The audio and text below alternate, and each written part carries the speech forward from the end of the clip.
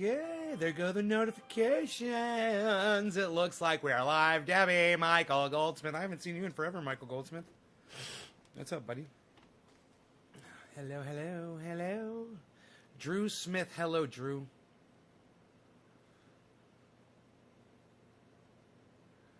How are you? How are you?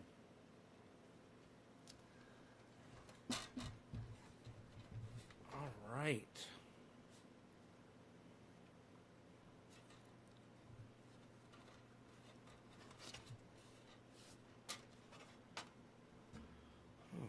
Oh, right. I got this. Okay, cool. We're good there. We're very good, you.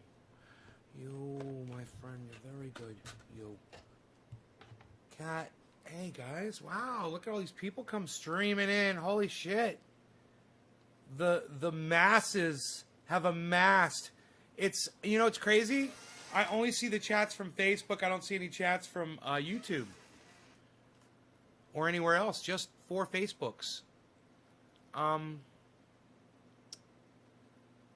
Let me just click over here and see what my status is.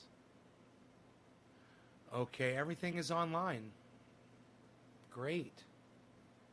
We are live. And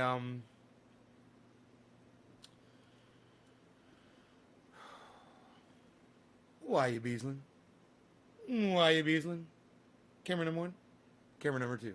Camera number 2. Camera number 1. Camera number 1. Camera number 2. Okay, we had enough fun with that? Are we good? We're good? Why you bleezin? Why you bleezin? Why you Beezlin? Are you Beezlin?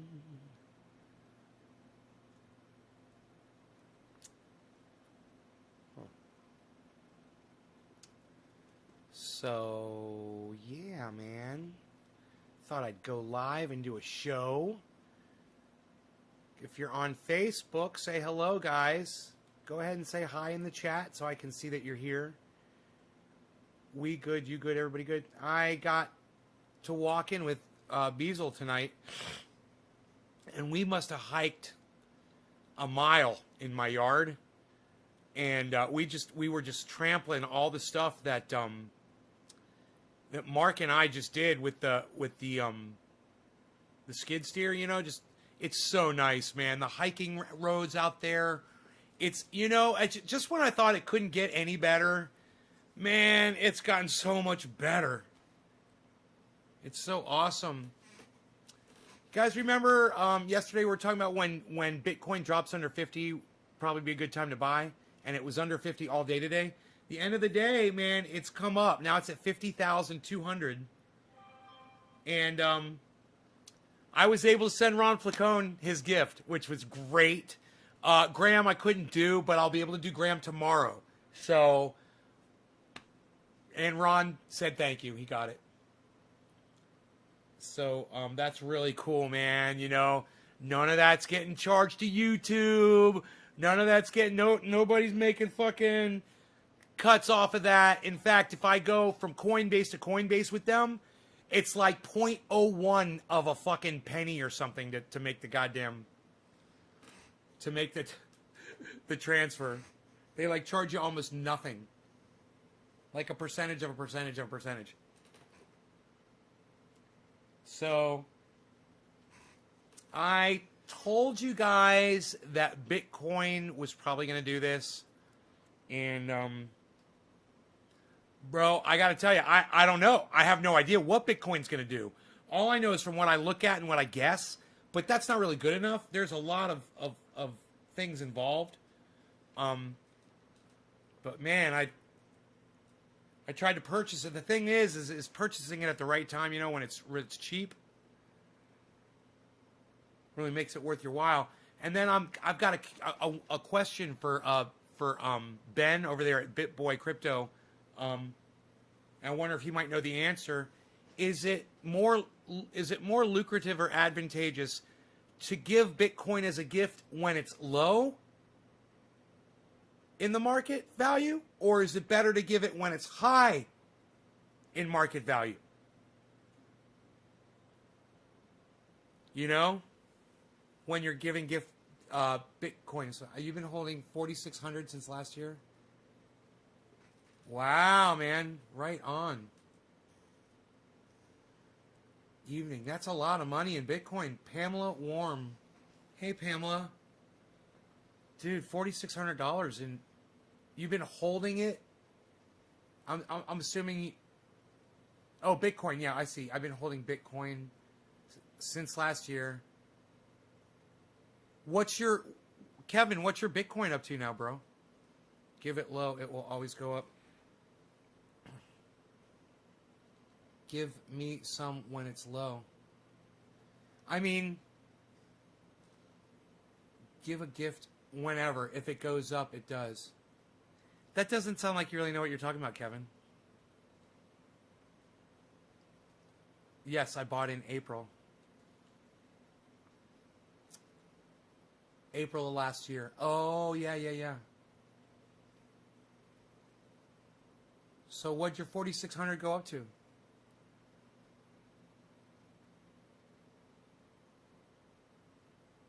There will always be a bubble.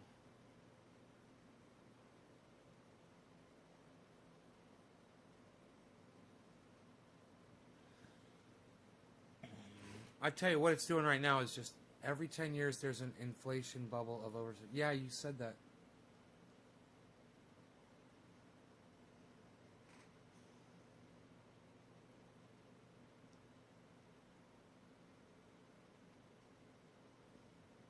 Why is it every 10 years, Ronnie? That doesn't sound like you really know what you're talking about, Kevin. I'm holding 3.9. What, dude? You got 4 fucking Bitcoins, bro? Dude, that's $200,000, man. Your fucking $5,000 is now worth $200,000. Are you fucking kidding me? This is fucking real talk right here, folks. I mean, it's about time. You know, you got somebody come in here and say, yeah, this is what I did, this is what I got, blah, blah, I got 200,000 in Bitcoin. Wow, bro. So what's your plan, man? You got a plan? You just gonna sit on it? Do you ever take any out? Or have you've never taken anything out, or have you taken out, like, a Bitcoin already, you know?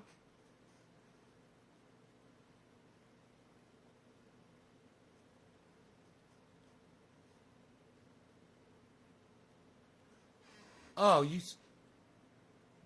said 3.9 coin, you fucking liar. You got 4,600. Okay, it tripled, dude. Okay. It's not $200,000, but it's 13,000, a little bit more than 13 grand. You put in 5,000, now you got 13 grand. That's fucking still crazy. North Dakota finally passed recreational cannabis in the Congress. North Dakota. Huh. Hey, Carrie. Don't call it recreational, all right? Don't be a fucking moron and use the words that they tell you to use. Just call it cannabis legalization or, you know, cannabis regulation or, yeah, I like legislation. Say cannabis legislation. Don't call it recreational cannabis. You're being a fool and you're using their stupid fucking words. So no more of that. All right? All right, Carrie? Free holding 3.9. Yes, made the position free holding 3.9. I don't know what you mean by you made the position free.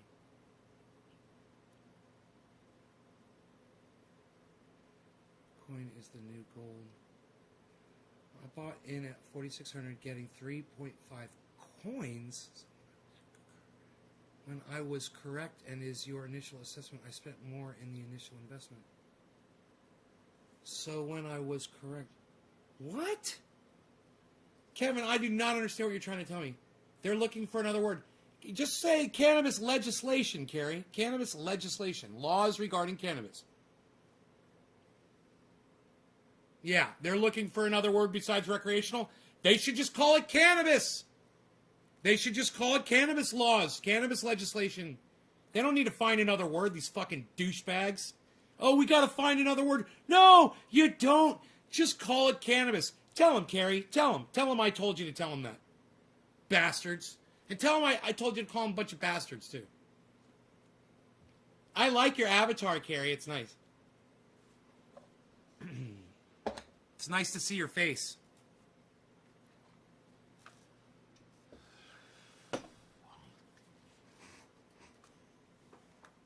All right, I got some shatter here. Shatter. Shatter. Ah, Shatner. I am in space. Space. The final frontier of Shatter. William Shatner. Captain James T. Kirk. Starship Enterprise. 5-year mission. I don't see why Bitcoin is not the new gold standard, and if currency does go digital Bitcoin. Ronnie, because Bitcoin could fail tomorrow. That's why. It's not gold. Nobody is holding on to a chunk of fucking Bitcoin. It's all electronic. And even though all of you, people out there that say, oh, it's blockchain, so it's safe, what about a virus? What about the power goes out? Like it did in Texas. Let's say some of those Bitcoin blockchain servers were in Texas. Let's say that happens to the entire east coast of the country. Let's say it happens to the whole fucking world, man. Where's your Bitcoin then? So when I think of my buddy, one of my buddies that watches this show, and he invests in gold, and he says everyone should, he's got something to show for it, and he doesn't have to worry about it disappearing overnight. You're sure it's backed up? Well, Ronnie, that just shows you what a fucking idiot you are. You're not even listening to what I just said. Let me rephrase it. What if it's all gone tomorrow, Ronnie? What if you don't have access to it? Nobody does. What if it's all gone? No backup, no way to get to it. It's gone. Do you have a chunk of gold, like my buddy does, sitting in your house, that people would buy from you?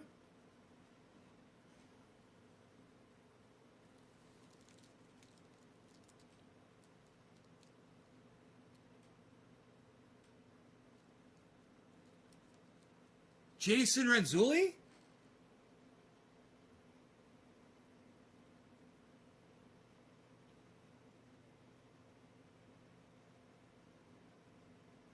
That's true. If electricity goes out, says the Bitcoin. Right, man. You got no power. That's what I'm saying. Let's say a huge fucking storm. Let's say that goddamn volcano goes off. It blocks the sun out, man. You're not going to have access to that stuff. There's probably 10 different things that could happen that could take out Bitcoin. And one of them is something as, I don't know Jason overall. I've never heard of him before. I don't know who that is. Hey, Greg, it's good to see you again, brother.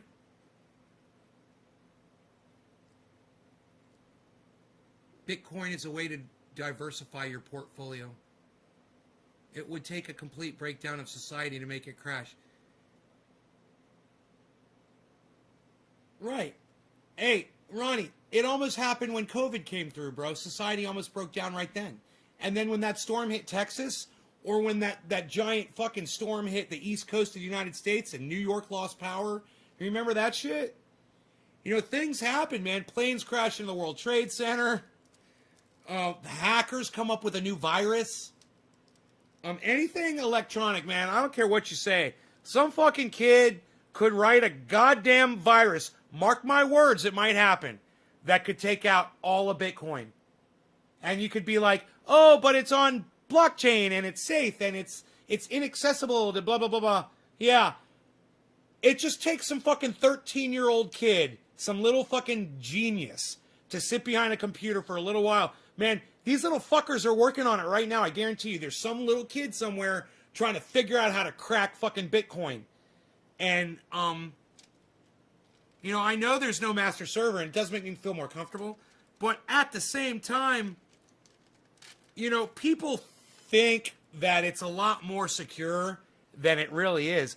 When you watch the value of Bitcoin just totally fucking drop on one day, You know, let's say Elon Musk, he doesn't give a fuck about you or me, right? Let's just say he's like, hey, man, I'm going to pull all my shares out of Bitcoin. 1.5 bill. Well, now he's probably got 2 bill now in there.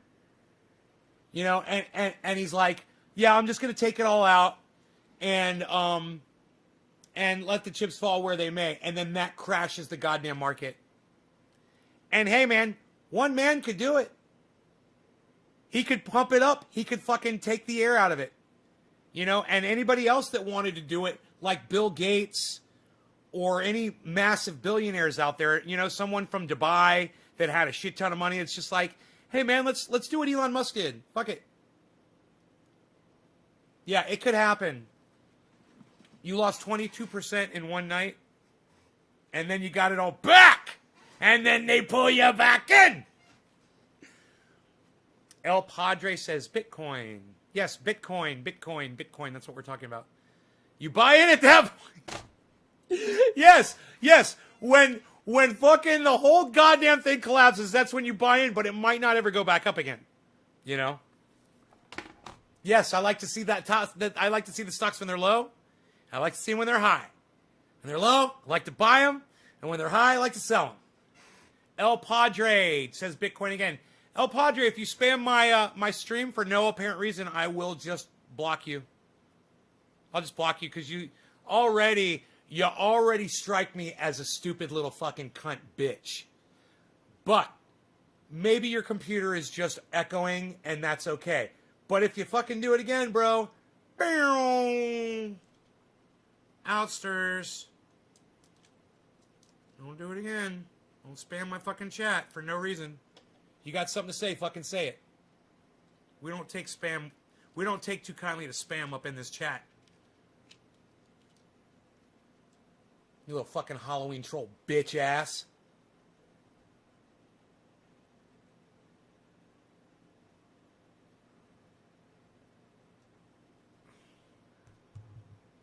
I'm a con man, or maybe I'm a god, zooming around the planet in my hyperlooping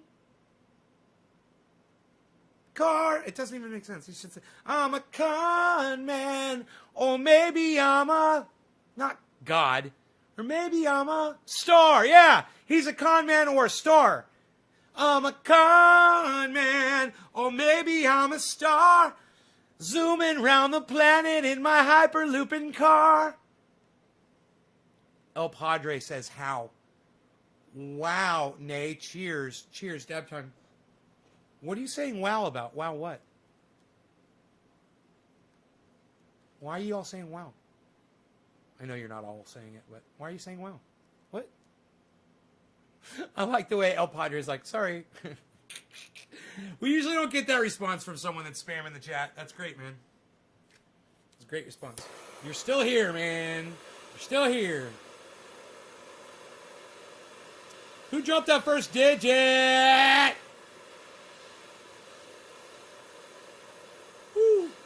Who dropped the first? Who dropped the first digit? Who dropped the first? It was nobody. Nobody dropped any digits. Wow, look at y'all, bunch of noobs.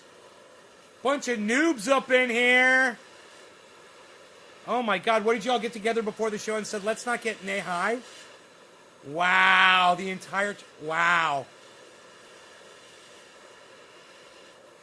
It's not a fake name. El Padre? Yeah, it is. It's not your fucking name. Your name's not El Padre. You fucking idiot.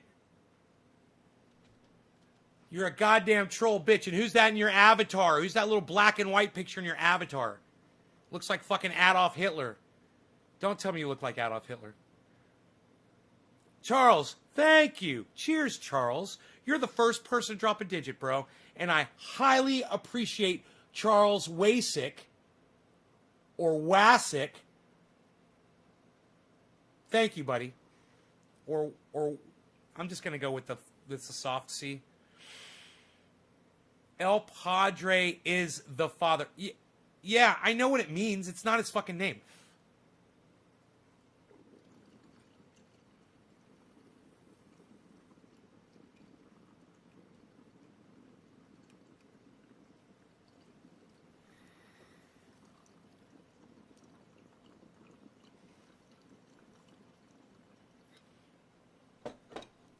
Hey, El Padre, well, fuck police and fuck pigs and fuck cops and fuck you. All cops are bad, bro.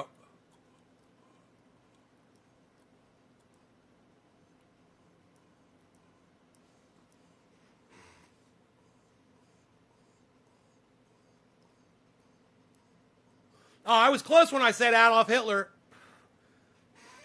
It's a fucking pig, just the same fucking thing. Like the pigs that let those fucking protesters into the fucking Capitol. Fuck them. If they'd done their job correctly, those people would have never made it to the fucking steps. Fucking idiots. That was actually really tasty. Hurts my throat. But it tastes good. Hurts my throat, though. Because what he looked like? Because he looks like a fucking... Because he looks like Adolf Hitler with a pig hat? Why don't you go by your name and your picture, bro? You know? Like Kevin Stevens. You know? Or Greg Torres, I think. I don't know what Greg is over there, actually. I think it's him. I don't care what you put up for your face. I'm just saying, I can't see you. I know that's not you. I know that's not your name. You're a fucking phony bitch. If you're going to be on social media and you're going to come in my goddamn live stream where I keep it real, I would think that you would keep it real with me too. You know? Show me a little bit more respect than that. And coming in with your little fucking troll account.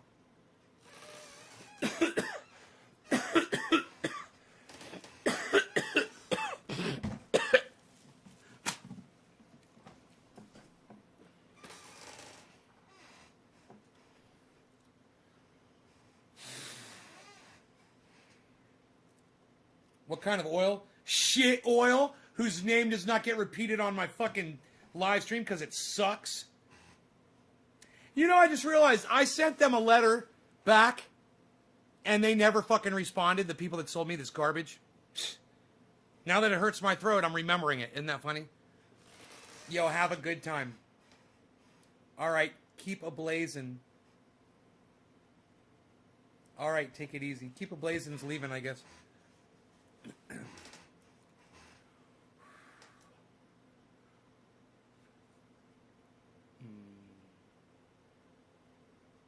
I guess Keep a Blazin' got upset because I couldn't see his face on his fucking live, on his avatar. Did you get upset, Keep a Blazin'? Did I hurt your feelings? Freedom. Freedom.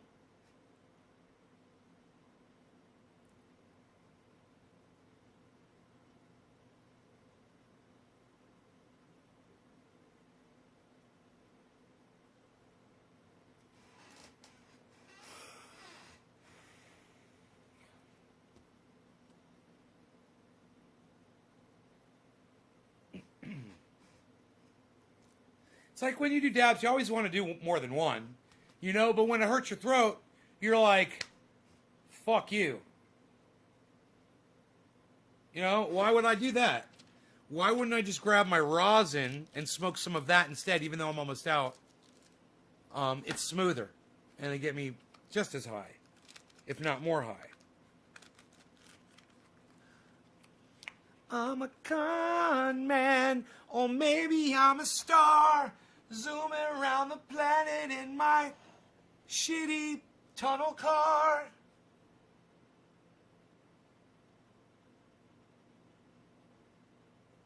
Maybe I'm a god. Psst, he should have said star. Totally would have been better, bruh. Totally would have been better, bruh.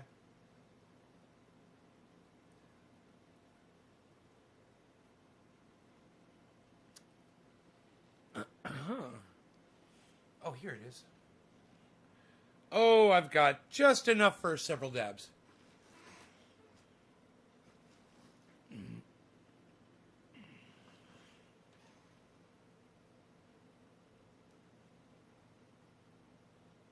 It is a beautiful world we live in. What? Now that's smooth. That's gonna be smooth right there, pal.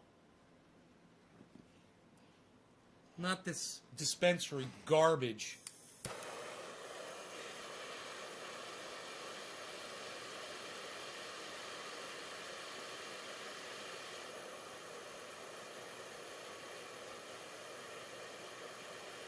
Hey, I wonder how my blood pressure's doing. That thing, that watch doesn't check the blood pressure. It doesn't even have a health monitor. It does have a step counter. But, yeah, I was like, hey, it's quarter of the hour. Who am I smoking for? Who's dropping digi-doos on me? Who's dropping digits? Charles. Come on, who else is going to drop a digit? You guys, are you serious? You guys, none of you guys are sharing this video on social media anywhere and dropping a digit in here to tell me that you've done so? Have any of you shared this on social media?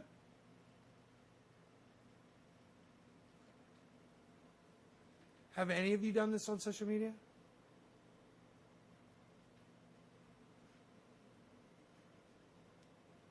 Hey, Doc Collin, Docky, Doc, you saved the dab. Thank you. Cheers.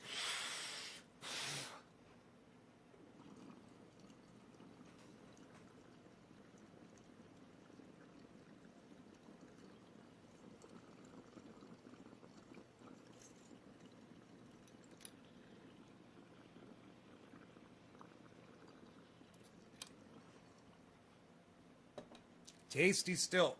Tasty, smooth, no pain.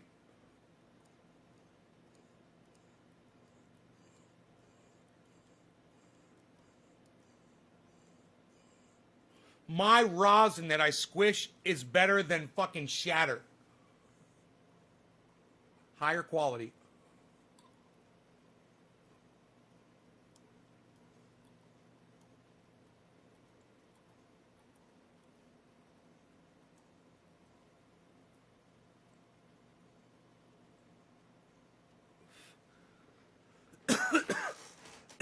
Why, you Beezlin? Beezlin went to bed. Like I told you, I took him for like a mile walk on the property, and he walked and walked and walked, man. You dropped a 7 earlier? I didn't see that. What? Did I zip past it? Charles?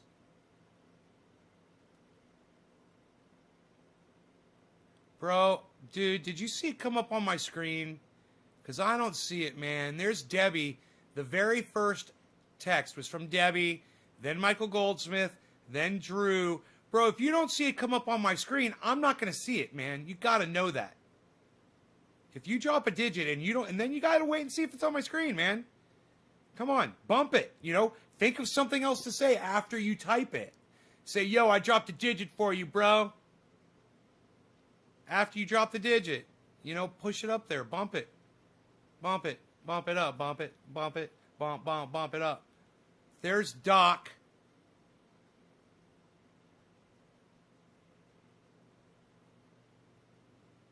Yeah, that's after Charles. Doc. Doc's 3. Randy's 3. Hey, man. Come on, you guys. Are you guys going to share this video for me? Seriously, man. Come on. You guys. You guys realize that BitBoy Crypto has 20,000 viewers when he goes live? And you guys won't even share this video for me, man. You guys won't even share this video for me. You're right, Nay. My wrong. Oh. Maybe you did it on the earlier show, bro. You think about the earlier show, bro? You think about the earlier show, bro? Hey, man. I have no shame when it comes to my audience. I love you guys. I trust you guys. I hope you trust me. I have no fucking shame when it comes to you guys. Please, please, please share this. Go on social media. Tweet it at somebody. Go on Facebook. Put it in a group. Go on YouTube and make a post on your YouTube channel and say, and put a link to this. And The direct link is youtube.com. Listen to me. The direct link is, you can type this out. It's easy. youtube.com/C/trendyasdabbers/live.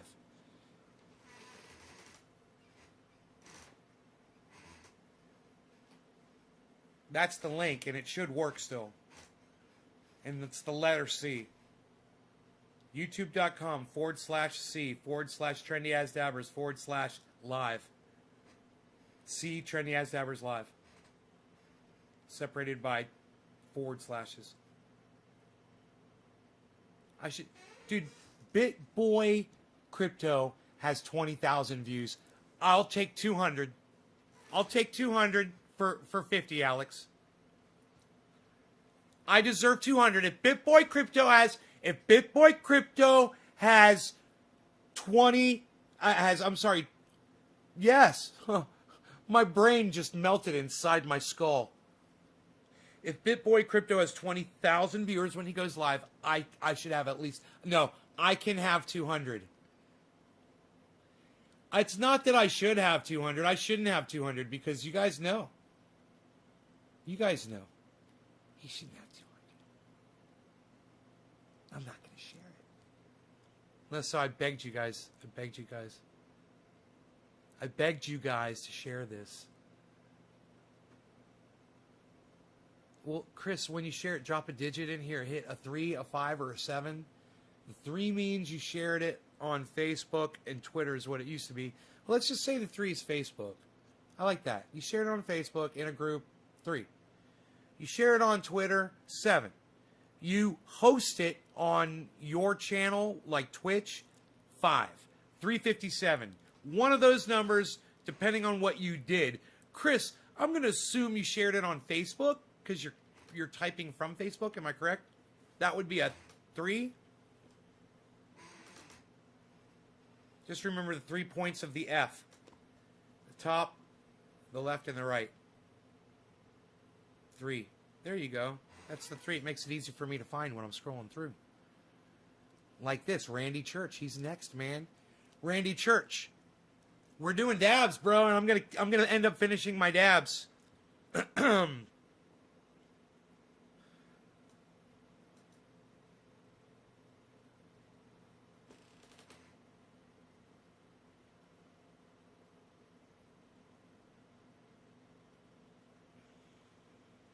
I haven't smoked dabs like this. My dabs, good dabs, in quite some time.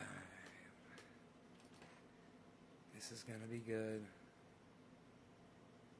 This is going to be a good dab. I'm going to like this dab. I'm going to smoke this.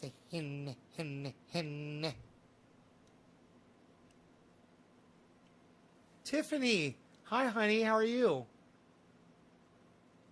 I'm sad. People haven't been sharing the video. It's not doing really good. Is your face melty? Is my face melty? You mean, are you making a comment about my Bell's palsy?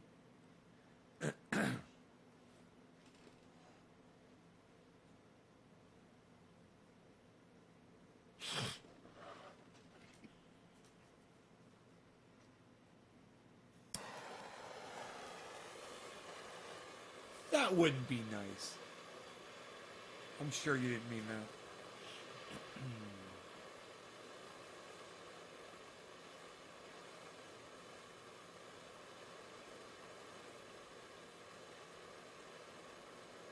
It works. YouTube.com/C/trendyasdabbers/live. There it is. Doc Holland. Doc Holland, just put the link in the chat.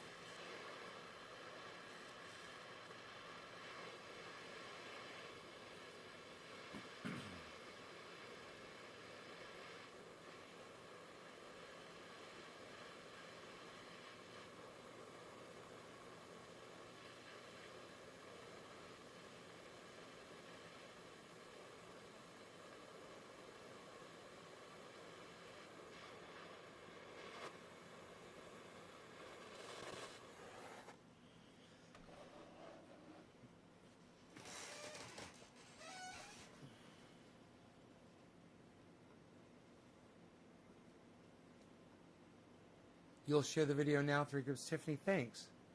Thank you. You made my life better. I wish more people would share it, man. I can't get viewers unless people share it. I don't know what's up. I don't think people want to see my show, man. I just don't think people want to see my show. You know? There's really no excuse. Except for me and the quality of the show, or the lack of quality.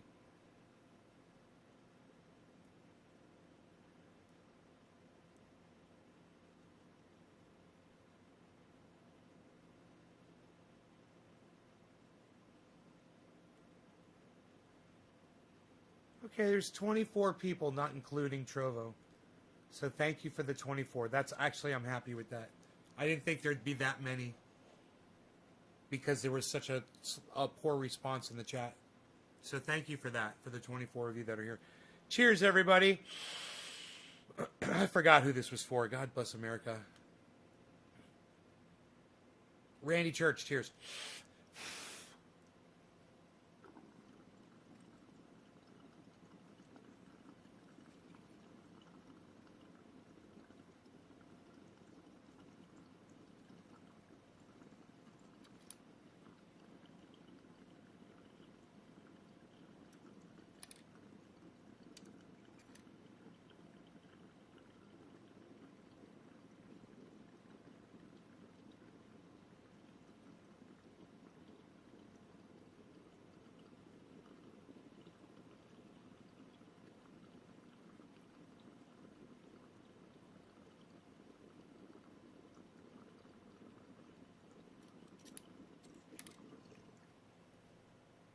Still smoking.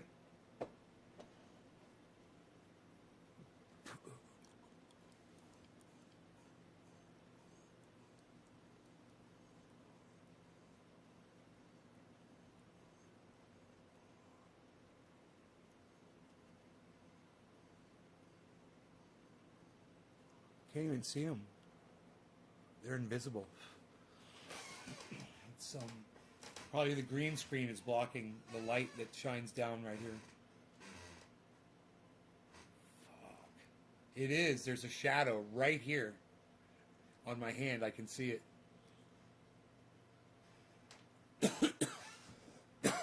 Huh. Right there. Yep, all of this, it's all shadow. Nick Brown. Yeah, some of you guys, it's not your fault, man. You know, it's not your fault. I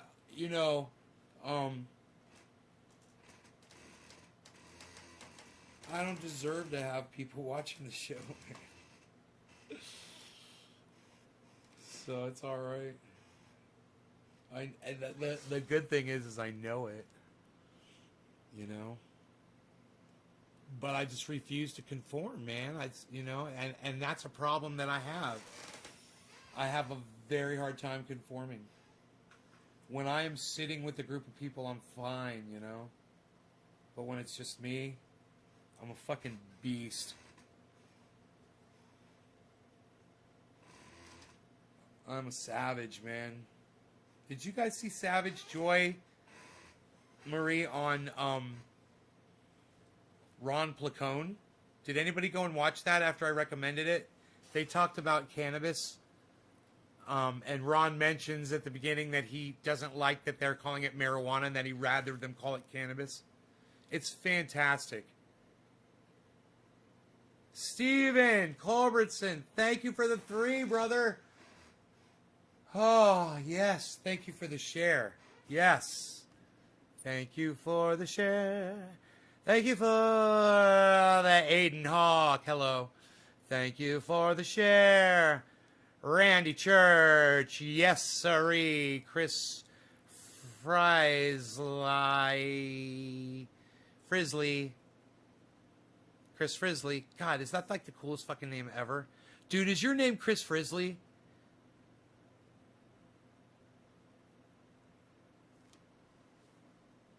Chris, is your name Chris Frisley? Is that really your name?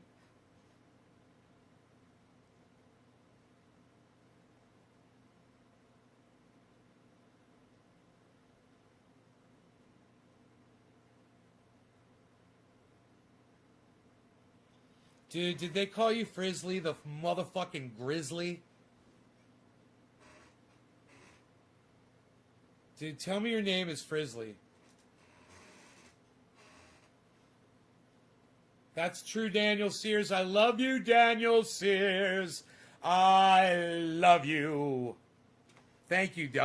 Thank you so much. Calling it weed, dope, or anything else degrades it. And calling it cannabis starts a conversation like the one we're having right now. Right, Daniel? Now we're talking about it. All the straight... If you take a 1 gram dab... See, spacebar, that's the problem. Is all the things, spacebar, that I offer you on this show, and you still demand more in order to just hit a button for me. Do you realize that?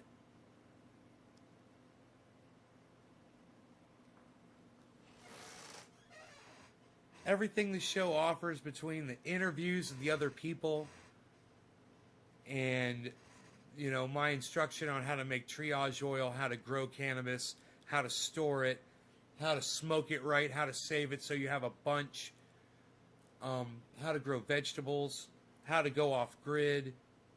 None of that's good enough for you, huh, Spacebar? I got to do more for you to just share it, for you to just share the video.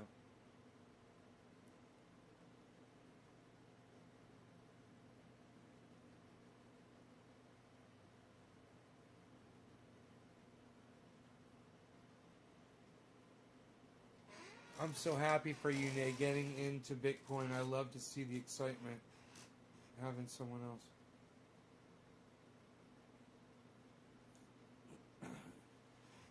You're excited to see me get into Bitcoin? Would you still watch me if I wasn't into Bitcoin, bro?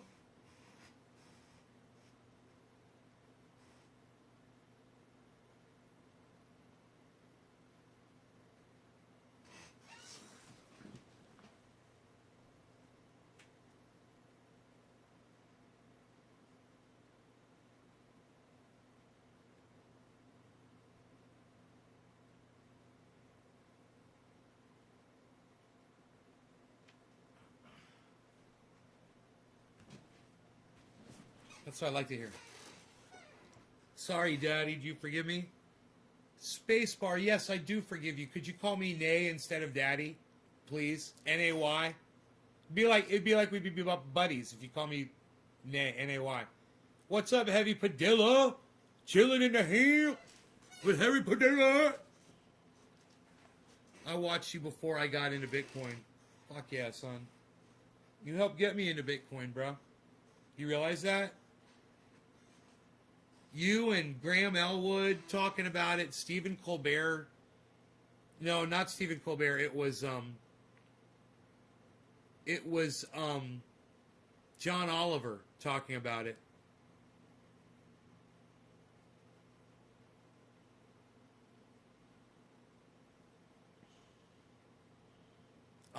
Ron Placone and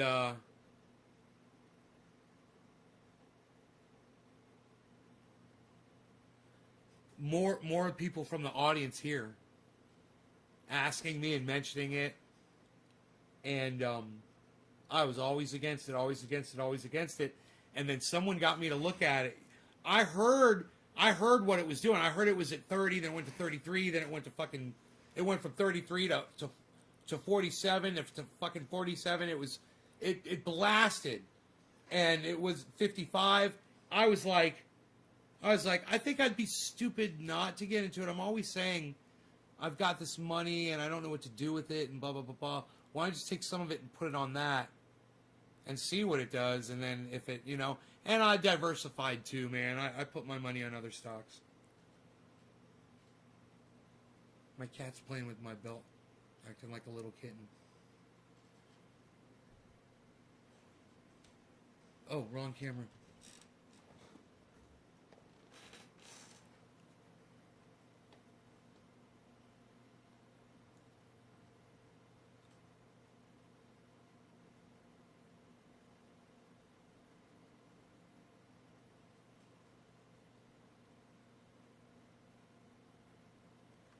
It's like he knows when I put the camera on him, man. Little fucker.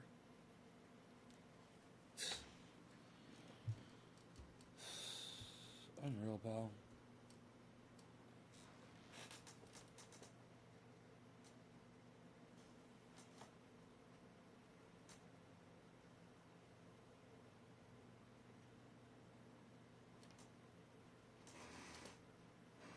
Yeah, I know, Killer GB. I know it's been you, but you're not the only one. You're not the only one that's been coming in talking about Bitcoin. There were several people.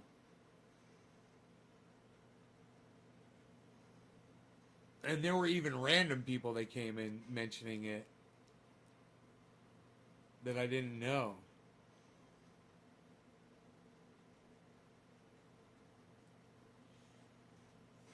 But, you know, you were mentioning it, and I was like, yeah, I know.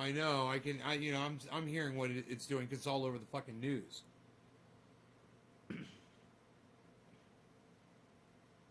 Especially after what Elon Musk did. You know, and then they're just covering it all the time.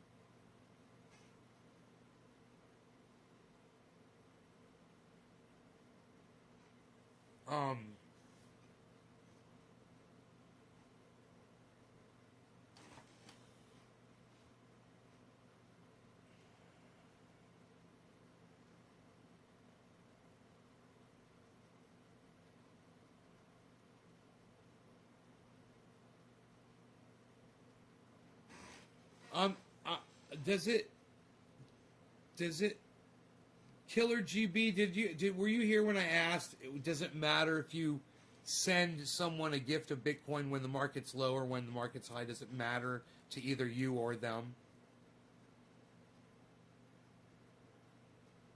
Or is it the same regardless what the value is at that time? It's...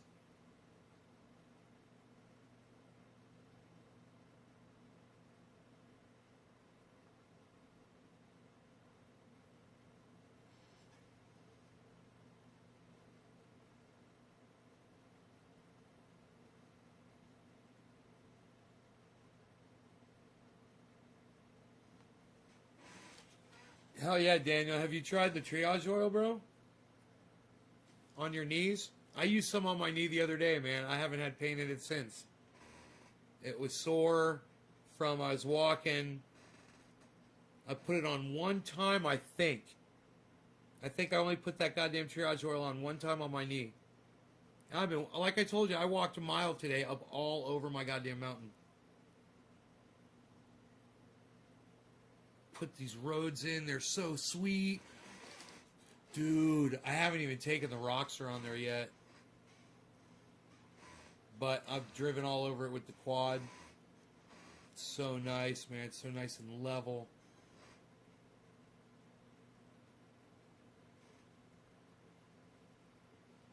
Oh, it's only 3 ingredients. You can make it yourself, Daniel. Do you do dabs, bro? Do you do dabs out of a rig like this, man? You empty the water out of it, and then you put alcohol, 99.9% alcohol in there, and you switch it around. Warm alcohol works great. Switch it around. It loosens all that stuff up, and it completely liquefies it. It goes in the alcohol. And you take that while it's liquefied, and you pour it into a dish, and you evaporate the alcohol out completely, get all the alcohol out of it, and then you're left with reclaim oil. Do you have any reclaim oil? Have you saved any reclaim oil? Ever? You have like a little bit saved up?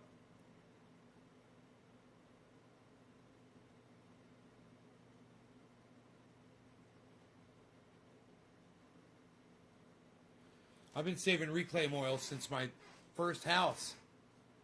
I did a video in my first house about reclaim oil. Here in California.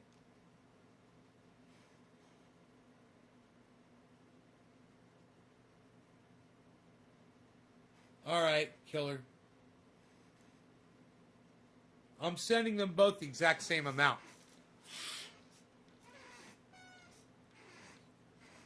I have some, but not much.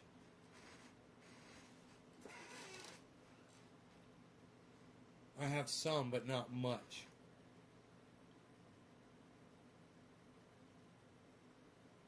Do you have 15 drops of it?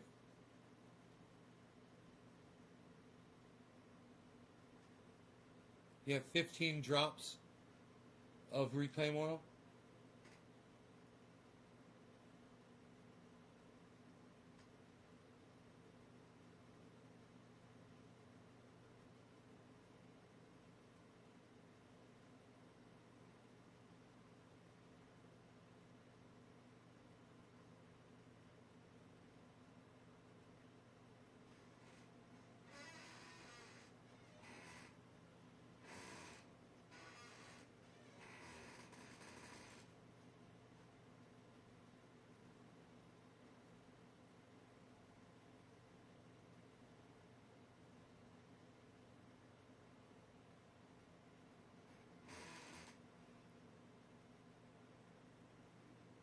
It shouldn't take you long to get it now that you know to save it up if you're doing dabs.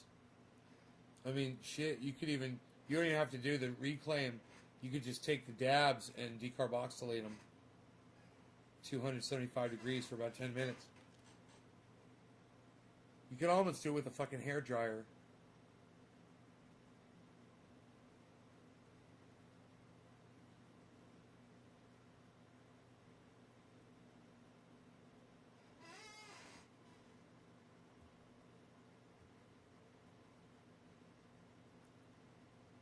You mix 15 drops of 15 dabs, 15 drops of dabs. They're not 15 dabs. It's 15 drops of reclaim oil, right? With 15 drops of coconut oil. Mix those together, liquefy them. You just have to get it warm enough to liquefy it. It doesn't have to be super hot. Once you liquefy that, get 1 ounce, get a 1 ounce jar, and you put 1 ounce of coconut oil in this jar. Take your now it's 30 drops of 50-50 that you just made, which was 15 drops of coconut oil, 15 drops of your THC oil, which was your reclaim. And it doesn't matter what strain you're smoking. And then you put in 7 or 8 drops of peppermint oil. And then you shake it up. And you've got this. And you get the peppermint oil from Amazon or all over the internet. They've got peppermint oil. Just get a good quality peppermint oil. And be careful, peppermint oil is dangerous. It's very strong. It's very strong. It can blind you. I put a couple of drops of peppermint oil in this to train the dog when he was younger. I would just spray a little bit on anything that he would chew on, and he wouldn't fucking go near it. Then, come to find out, this stuff works on cleaning windows and glass. You fill this up with water, you put a little bit of fucking peppermint oil in it, and it streak-free glass cleaner. I don't know if anybody knows about that. I don't know if I made that up. I mean, I know I made it up, but I don't know if people already know about it. But I'm telling you right now, fucking peppermint oil is glass cleaner. It smells nice. It dissipates. And it's streak-free fucking glass cleaning. Here. Check this out. Watch this. Alright? Watch this. Look at how fucking dirty this is. With the fingerprints and the fucking smudges all over it. Watch this shit.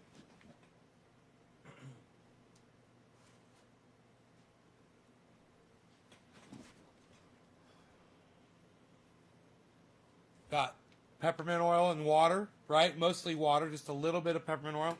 And then I'll just spray it on.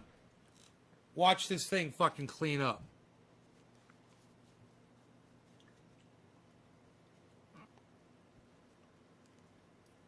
Look at that shit now. Dude, you're reading the logo through the glass.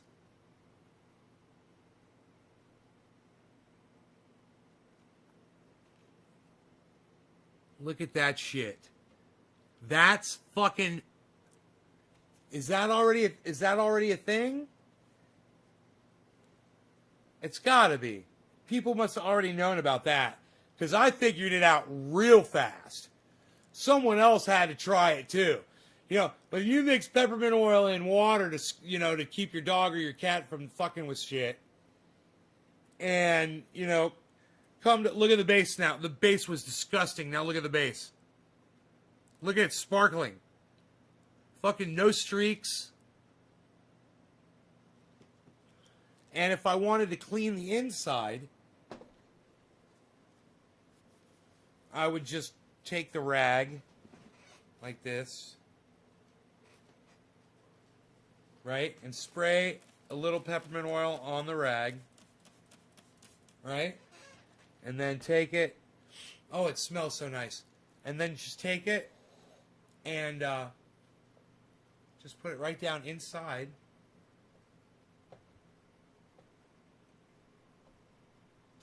Right? Just like this. Don't press it down too fast because you'll shoot water out of your bowl.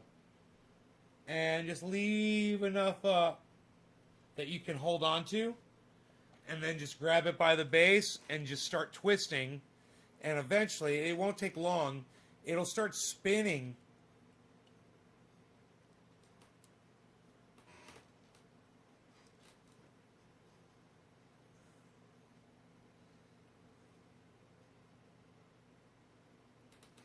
Inside there.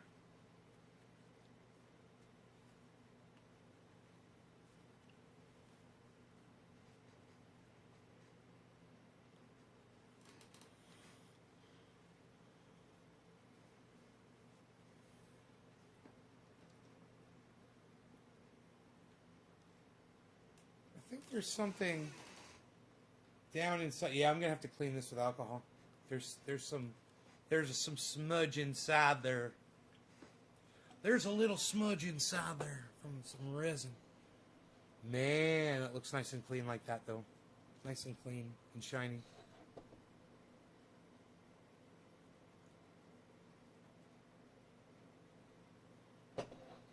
Bro, I use it on my glass on my windows. I did it today.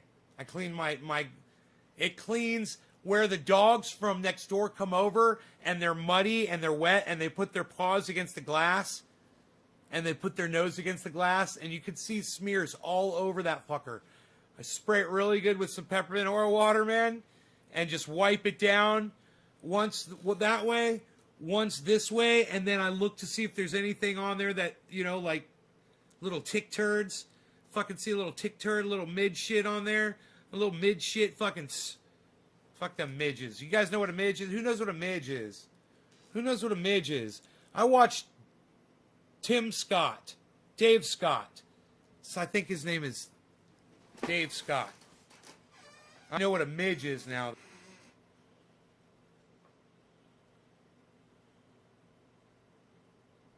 We had a different name for him in Florida.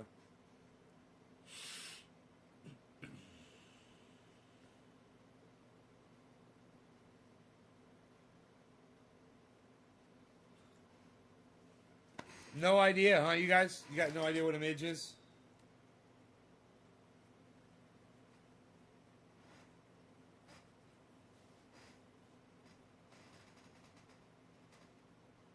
Not even a guess?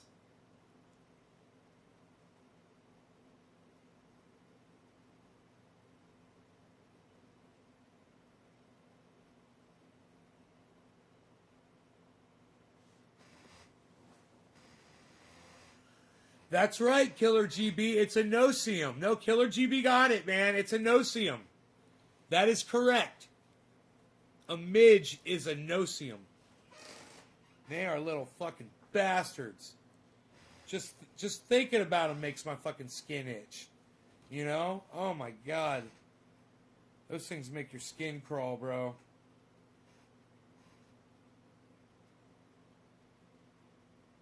They sting. And, you know, you pretty much could kill them. Man, if you saw what a midge looked like when it's sucking your blood, that's what they're doing. Those tiny little no-see-ums, they're sucking your blood, believe it or not. Bro, I saw a close-up of a midge sucking blood, and I was just totally disgusted. Did you know that mosquitoes in Alaska can kill a fucking newborn calf by literally draining it of its blood? They kill animals like that all the time, mosquitoes in Alaska. You know why they're doing that now? Climate change. You know why I know that? Tim Scott, Dave Scott. Whatever, dude. Whatever this fucker's name is, man. I think it's Dave Scott. Science fucking channel. He's fucking awesome.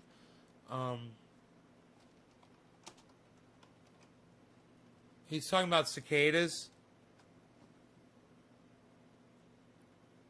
No, not Dave Scott. My bad. Not Dave Scott. Fuck. What's his name? What did I say? First.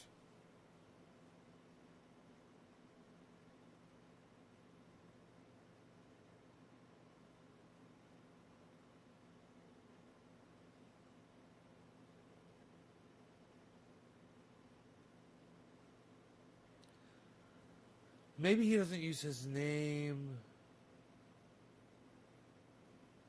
Hold on. Tom Scott. Tom Scott? No. Michael Scott? No.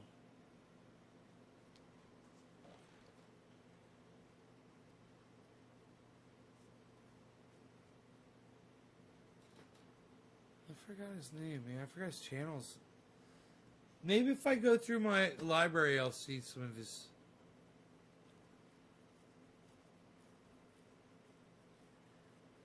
God, dude, Seth Meyers is a fucking moron. He's got no comedic value whatsoever. Man, it's just so fucking unfunny. He's so not good, you know? I can't think of another way to say it. He's really bad at comedy.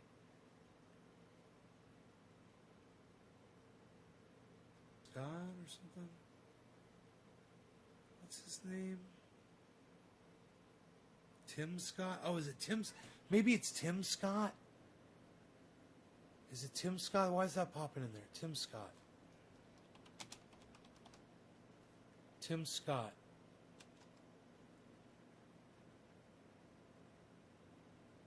No. No.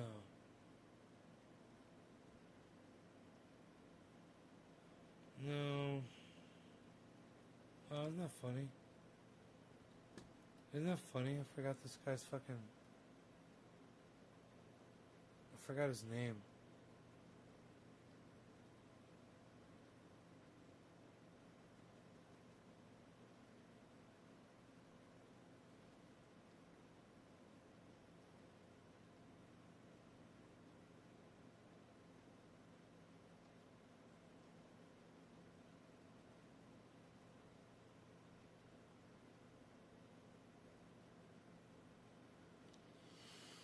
I can't find him in my history, man. Tom Scott? He's not British. This guy's not British. He's American.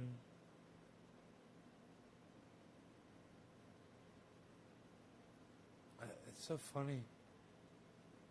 It'll come up. I'm gonna find it any second now. In my watched videos.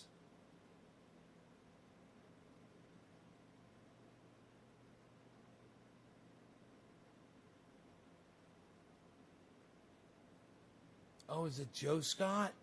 Dude, I think it's Joe Scott. I think it's Joe Scott. Joe Scott.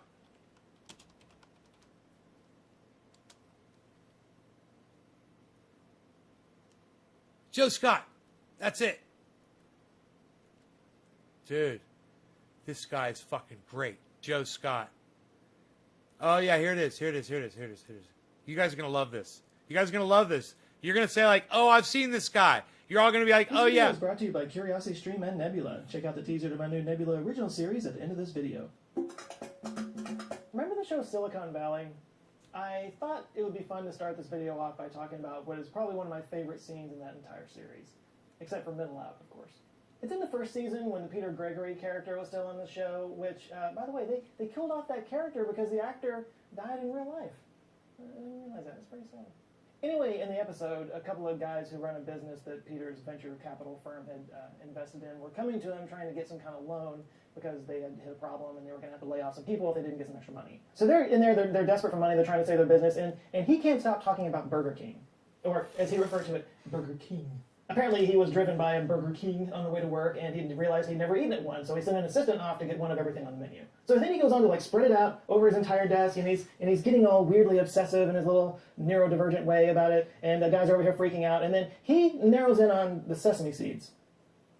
And then starts mumbling about cicadas. Cicadas? Anyway, the point is, he connects the dots in his head to figure out that there are only 3 microclimates around the world where sesame seeds grow. And 2 of those 3 have cicada populations, one of which broods every 17 years, and one of which broods every 13 years. And he figures out that next year, in the show anyway, both of these were going to line up, leaving only Indonesia as the only place in the world that has sesame seeds to put on the billions of Burger King buns that would go out around the world. So he invested in Indonesian sesame seed futures and was going to make enough from that to be able to give these guys the money that they needed. It's just such a brilliant solution, and it's a great scene, and of course it got me curious if this was something that had ever happened, because there are definitely 13 and 17-year cicada species, so I started to think, has that ever been a thing where those came up at the same time and disrupted agriculture in some way? So I nerded out on cicadas and started doing a lot of research online just because I wanted to know the answer to this, and I found a website that, holy God, if I was nerding out on cicadas, this guy is a cicada super nerd. It's called Cicada Mania, and it tracks different broods of cicadas all around the world. It has a little feature here where you can enter your location and find out when cicadas are going to brood where you live. It has entire pages on different species and their characteristics. Oh, and when you scroll over a link, the cursor,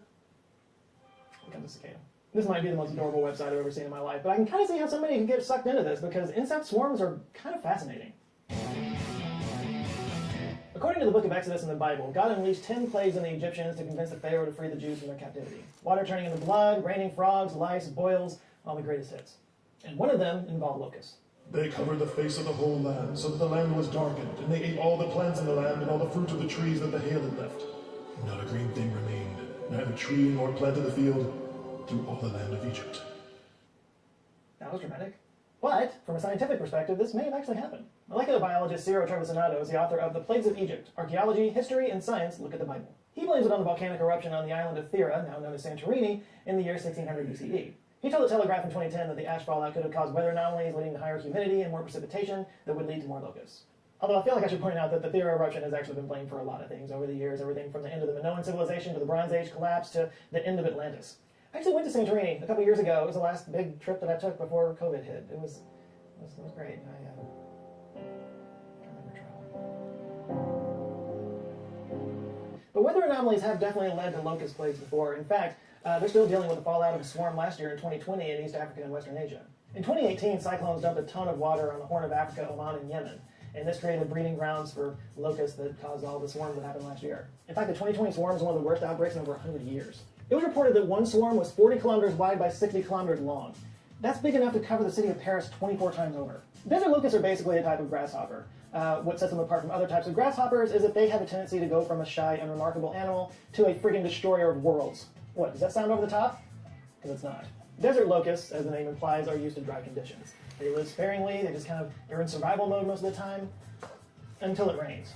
When the rain starts to fall, they basically turn into gremlins and multiply by the tens of billions. They gather together in what's called the gregarious phase, and this helps them to produce a hormone that causes all kinds of different transformations. They change color from green or tan to a bright black, red, or yellow, and their bodies get smaller, their endurance... And a very important point you guys should realize, with global warming, we're going to be getting more rain events. With more rain events, you might see more of these guys in the near future. Increases, and their brains grow, along with their appetites. By the way, this ability to change in response to environmental conditions is known as phenotypic plasticity. The females lay eggs together that all hatch and sink, so hey, Jacob. 1 million desert locusts can turn into 1 billion in just a few days. And then once they take flight, they're... All right, Daniel. Unstoppable. Locusts ride the winds and can migrate across great distances. In just one day, they can fly more than 200 kilometers, eating all the green vegetation they find along the way. They can eat their own weight in food every day. Now, granted, that's only 2 grams each, but when you're talking about 50 billion of them in these swarms, that can add up to as much food as 35,000 people per square kilometer. A swarm in West Africa from 2003 to 2005 resulted in $2.5 billion in harvest losses, according to the UN Food and Agriculture Organization. In fact, they call the desert locust the world's most dangerous migratory pest, affecting the livelihoods of 1 in 10 people on the planet. So, why talk about insect plagues? That's why. Now, swarming behavior is pretty common around the world. Fish, ants, bats, even snails get their swarm on. But a handful of animal swarms stand out above the rest, not only affecting people's livelihoods, but decimating crops around the world. So let's start with everybody's favorite parasite, the mosquito. Some fun facts about the mosquito. There's more than 3,000 different species of them. 176 species are recognized in the United States. Some can transmit diseases like dengue, West Nile, encephalitis, filariasis, malaria, and yellow fever. And they contribute to almost 1 million deaths worldwide each year. Now, not all mosquitoes actually bite you. It's only the female ones. They suck your blood for a blood meal so they can get protein to make eggs. And mosquitoes have been around since the Triassic period, so much like cockroaches, they're probably not going anywhere. And like locusts, heavy rainfall can increase their numbers. For example, the inland floodwater mosquito can lay up to hundreds of eggs at a time, and those can stay dormant for up to 10 years. And if at some time during those 10 years there's some extra rainfall and the lakes and rivers rise up enough to cover those eggs in water, they can all hatch at once, releasing millions of mosquitoes all at the same time. Fun! Oh, and do you know which state has the worst mosquito problem? It's not what you think. And it's not Texas, even though we love to complain about our mosquitoes here all the time. No, it's Alaska. Which kind of blows my mind. I always think of mosquitoes as being tropical. But yeah, Alaska has over 35 mosquito species, and their swarms are so huge they can actually disrupt animal migrations. Caribou especially, because the swarms can actually cause them to go away from their normal feeding grounds, which can lead to malnutrition and extra stress, which reduces their population. Mosquitoes have actually lowered the population of caribou in Alaska. Now, why are there so many mosquito species in Alaska and other Arctic regions? 2 words. Climate change. In a study published in the Proceedings of the Royal Society B in 2015, researchers found that mosquitoes are very responsive to environmental temperature changes. They said, quote, a warmer spring and earlier pond thaw in 2012 resulted in a mosquito phenology that was advanced by 2 weeks relative to 2011. In fact, they found that for every 1 degree Celsius increase in temperature, the amount of time the mosquitoes need to grow decreases by 10%. And that means less time exposed to predators. The faster they go through these life stages, the better off they are, one of the researchers, Lauren Kohler, told National Geographic. If you're only exposed for 20 days instead of 24, that's good for you. That's 4 days you don't have to worry about being eaten. Not so much good for the caribou, though. Depending on where they are, they might run to higher ground, or they might run to windier areas, or areas with more snow and ice, coincidentally areas that have less vegetation to eat. And also, the earlier arrival of the mosquito, because of the warmer weather, actually coincides with the birth of new caribou calves. And yeah, this is how bad the mosquitoes are up there. They can swarm a caribou calf and drain it of all of its blood. Yeah, make sure you pack some off next time you go to Alaska. Or Louisiana after a hurricane. Yeah, last year in 2020, along with every other disaster that we had going on, Hurricane Laura unleashed massive numbers of mosquitoes, enough to kill deer, cattle, and horses. An agricultural expert named Jeremy Hebert claimed that he'd never seen anything like it in his life, and that, quote, as soon as you would walk outside, your legs would turn black from the sheer amount of mosquitoes. Ugh, mosquitoes are the worst. Sort of on that same note, here in Texas every year we get swarmed with crane flies, which are harmless, but they look like giant mosquitoes. In fact, sometimes they're called mosquito hawks. They're also often inaccurately called mayflies. But mayflies are something else entirely. In June of 2019, meteorologists noticed a massive dense storm on their weather radar on top of Lake Erie, even though there weren't any reports of any rain there. That's because it wasn't a cloud. It was a mayfly swarm. There are more than 3,000 species of them worldwide, with more than 700 species in North America alone. Mayflies hatch from their water larva state in late spring and continue over the summer, hence the name mayflies. And when they hatch, they do it all at the same time, creating a massive mayflies. So we experience mayflies as these massive swarms that only happen for a few months at a time, but they actually live most of their lives in water. Once they hatch from the water out of their larval stage, they only live for a short amount of time, usually just a few days. They live for such a short amount of time outside of the water that most adult mayflies don't even have mouths. They just exist off of the stored nutrients that they have. In fact, females of the Delania americana species only live for about 5 minutes. And what are they doing during that 5 minutes? Shagging. Lots of shagging. I mean, if you only had 5 minutes to live, what would you be doing? Mayfly swarms are basically colossal orgies. Orgies so big that some towns have had to close down roads, cars have been damaged, and some cities had to turn off their lights. It's like your mom's in town. After mating is completed, the male dies, the female then goes off to lay her eggs in the water, up to 3,000 eggs at a time, and then she dies too. Talk about going out with a bang.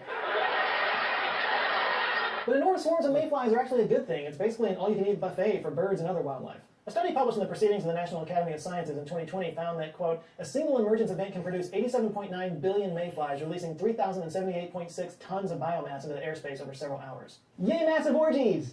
It's also good news because it means our aquatic ecosystems are healthy. Since mayflies spend most of their lives in the water, they're really sensitive to pollution, which can compromise their ability to reproduce. In fact, you can kind of tell how clean the water is by the size of the mayfly swarms. Unfortunately, it appears that the mayfly populations are getting smaller. It's actually gone down by 50% in some areas. Oh no, smaller orgies.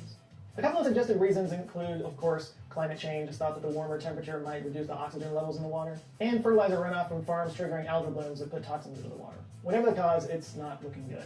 According to that study I just mentioned, quote, if these population trends continue, persistent environmental changes could threaten to once more extirpate hexagenia mayflies from North America's largest waterways, making this ephemeral spectacle and its vital ecological functions a thing of the past. Hashtag save the orchids. Next up, let's talk about midges. Midges are kind of tiny little flies, most of them are harmless, but we're going to talk about one specific family, Ceratopogonidae, also known as the biting midge. Look at that. For various reasons you can probably Look at that fucking There are thing. more than 4,000 species of them, with more than 600 species in North America. Also known as no-see-ums, 5-Os, and punkies, biting midges may cause itchy skin lesions and allergic reactions, and they primarily develop in wet or marshy soil because, like mayflies, they spend their larva stage in fresh water. But unlike mayflies, they spend their time outside the water much longer, from up to 2 to 7 weeks. And they do have mouths. Like mosquitoes, it's the females that do the biting, again, for protein, for egg production. And some species pick certain other species to feed off of, and some of them are more general. The feeding periods are different among the species, too. Examples include the Lecoconops species, feeds during the day, the Culicoidus species starts at dusk and continues throughout the night, and certain species in the Culicoidus genus, which like to bite humans, are often attracted to light and will enter homes to feed. And what drives those midges to swarm? You guessed it, Frank Stallone. There's probably just like 5 people that are old enough to get that, but I don't care. No, they do it for reproduction. It's that whole thing again. According to Dr. Henry Disney from the University of Cambridge, males will produce a sound and a smell signal to attract the females, and they'll usually swarm around a certain object, so they have a point of reference. According to Dr. Disney, sometimes they gather in such numbers that they make huge towers. So many midges once swarmed the Salisbury Cathedral that a fire brigade was called because it looked as if the spire was swathed in smoke. And it turns out there's some really interesting math involved in midge swarms. Other swarming animals like birds and fish or herding mammals exhibit something called global order. That means that most of the members retain a uniform distance from each other and their changes in direction and velocity are common. But midge swarms are different. This was brought forth by U.S. researcher Akira Okumbo back in 1986. Okumbo showed that midges move randomly in direction and acceleration in a swarm. Still, the swarm remained a swarm because of the nature of randomness. Okumbo also showed that a midge's inward acceleration increased in inverse proportion to how far it was from the center of the swarm. He described the swarms as self-gravitating systems. UK physicist Andy Reynolds added to that work in a paper in... Dude, did you see that fucking swarm they just showed? Of midges? Oh my god. Direction and acceleration in a swarm. Still, the swarm remained a swarm because of the nature of randomness. Okumbo also... Oh my god. That's a fucking swarm of midges, man. Dude. Could you imagine being in the middle of that? Breathing them fuckers in? You're breathing them in. Could you imagine if you were in that? Dude, look at that.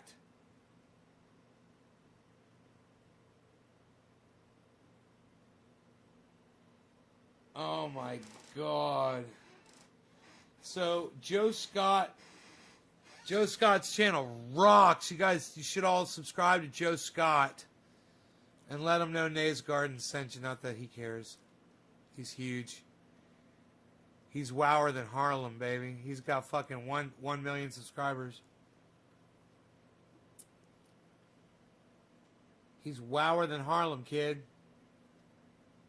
You know what's up. You know how we do. Showed that a midge's inward acceleration increased in inverse proportion to how far it was from the center of the swarm. He described the swarms as self-gravitating systems. UK physicist Andy Reynolds added to that work in a paper in 2018 where he used the Langevin equation as a framework. That equation is used to describe Brownian motion, which is basically how colliding particles appear to move randomly in a fluid. And he discovered some interesting results. For example, that these swarming systems actually behave the same way as star clusters and gravitational systems. His research also showed why weather conditions don't disrupt a swarm. Displace a swarm with a gust of wind and it behaves like a solid despite all that empty space, Reynolds told Cosmos magazine. The swarm consists of a dense inner core and an outer vapor phase with strange thermodynamic properties. So, why do species swarm? There's a few different reasons, including protection. Grouped together offers the appearance of a larger entity, helping to reduce the risk of any one individual being harmed by a predator. It also saves energy. Moving in the same direction helps to share the effort when fighting against air or water resistance. And of course, reproduction, because it's easier to find a mate in a group setting. Swarms also accomplish tasks that are difficult for an individual to perform, and what happens is you get sort of an emergent swarm intelligence out of it. And this collective intelligence can often achieve results and goals that one individual wouldn't be able to do by themselves. So if at any point during this video you were wondering, why somebody would study why midges swarm, like who would dedicate their lives to this, why would they do that? Well, that's why. Because there's a lot that we can learn and apply when we study how emergent intelligence comes out of very simple creatures following simple directions. For example, learning about swarm behavior could help finesse drone or robot behavior, maybe even help control how information is spread through social networks. According to Dr. Maria Orsagna, bats can teach drones how to navigate confined spaces without colliding. Fish can help design software for safer driving. And insects are inspiring robot teams that can assist search and rescue missions. And with 7 billion interconnected people on this planet, it's kind of hard to argue that we're not swarm animals ourselves, especially when it comes to our sharing of information. Collective swarms of human behavior can lead to destructive mobs or spreading of misinformation. Or our collective behavior can produce breakthroughs in science and technology that can improve the world in a myriad ways. Understanding swarm intelligence can give us a better handle on which direction we could go as a species. So, maybe there's something we can learn from those little bloodsuckers. By the way, I mentioned at the beginning of this video the locust problem that they're dealing with in Africa. They're still recovering from that big swarm from last year. Well, if you would like to learn more about that, I can highly recommend the show Locust Swarm on Curiosity Stream. Part of the Bright Now series that covers all kinds of global topics, Locust Swarm looks at the issues around the desert locust in the Horn of Africa and the Middle East, as farmer scientists and UN bureaucrats work to combat swarms of up to 50 billion locusts that can consume as much as the entire nation of Kenya in one day, and how they're relying on ancient as well as modern techniques to turn the tide. This is, of course, just one of thousands of documentary series that you can find on Curiosity Stream from some of the best documentary filmmakers around the world. It was created by the guys behind the Discovery Channel, so you know it's legit. Plus, when you sign up for Curiosity Stream, you get free access to Nebula, the streaming service I'm a part of, as well as many of your other favorite science communicators. It's where you can watch our videos ad-free, and it's also the home of exclusive Nebula originals that you can't find anywhere else, including, drumroll please, my own Nebula original series that I can finally reveal to you guys. It's titled Mysteries of the Human Body, and here's a sneak peek. The human body. Chances are you have one, and you probably think you know it pretty well. But have you looked inside? Some weird stuff going on in there. From our earliest days, we've been trying to understand the human body. What makes it work, how we can make it work better, why do things go wrong? Okay, I'll probably get in a lot of trouble for this one. That's got to go away.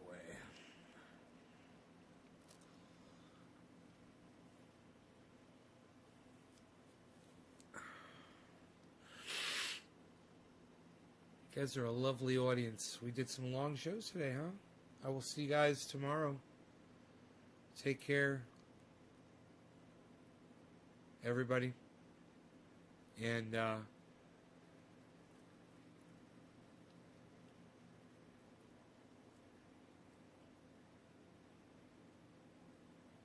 check out my friends Ron Placone and Graham Elwood. Go watch their shows. They're fucking awesome. Check out their channels on YouTube. Ron Placone, Graham Elwood. Ron Placone, Graham Elwood. Ron Placone, Graham Elwood. Check out Graham Elwood's movie on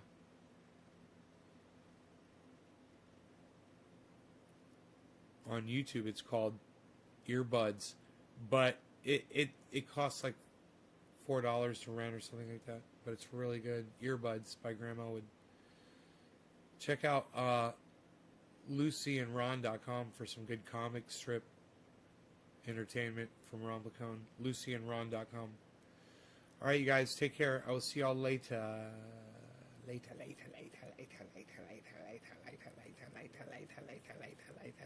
Goodbye. Goodbye. Goodbye.